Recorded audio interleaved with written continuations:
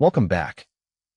Today we are looking at the fresh perspective on Grand Solos for Piano Bank 311 pieces for late Elem. As a DIY expert, my life is defined by pushing tools to their absolute breaking pointer, inches this case, their highest performance threshold. When I talk about tools, I don't just mean power drills, table saws, or CNC routers. Sometimes, the tool is a piece of sheet music, and the workshop is a high-end Steinway Spirio grand piano. Check the video description for the updated price link.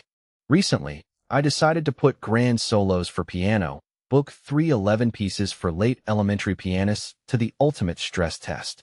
Does this beginner-oriented repertoire hold up when played on a machine designed for concert hall perfection? Let's tear this down and see.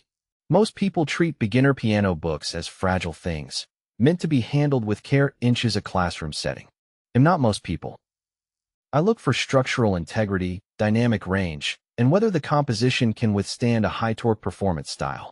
Playing late elementary pieces on a Steinway Spirio is akin to putting racing slicks on a lawnmower. It sounds ridiculous until you realize what the machine is capable of uncovering. Inches the score.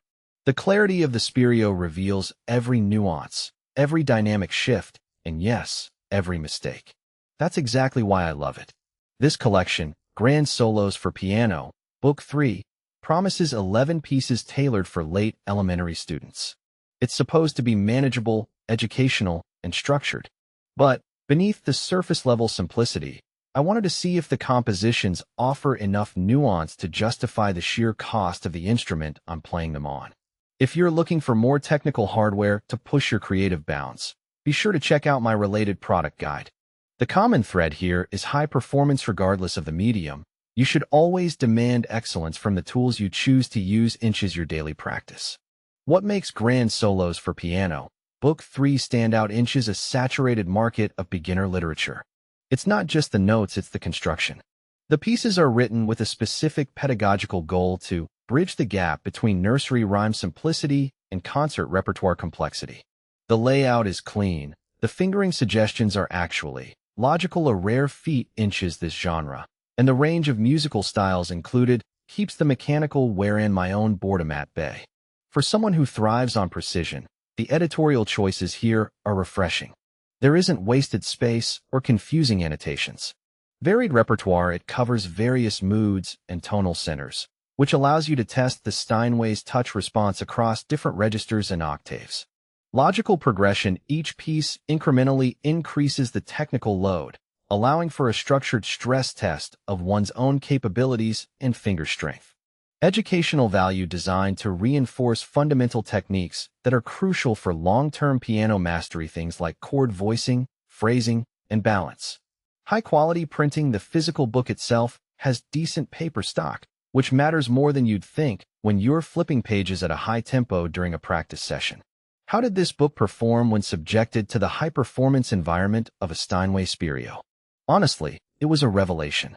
The Spirio is a high-definition playback system, and if your input the music is junk, the output will highlight every flaw.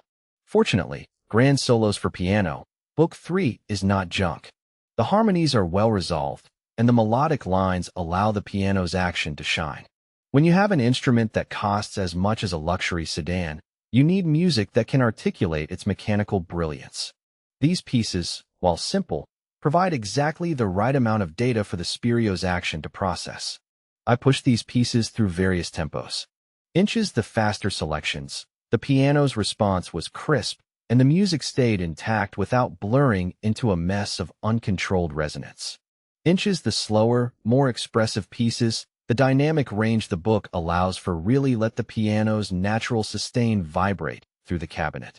If you're a DIY enthusiast like me, you appreciate when a component is engineered to handle more than its rated spec. This book is over-engineered. Inches the best way possible for its target audience. It is not just about playing the notes, it is about how those notes behave when translated into the mechanical movement of high-tension steel strings and felt hammers. Check the link, Inches the description to get yours today.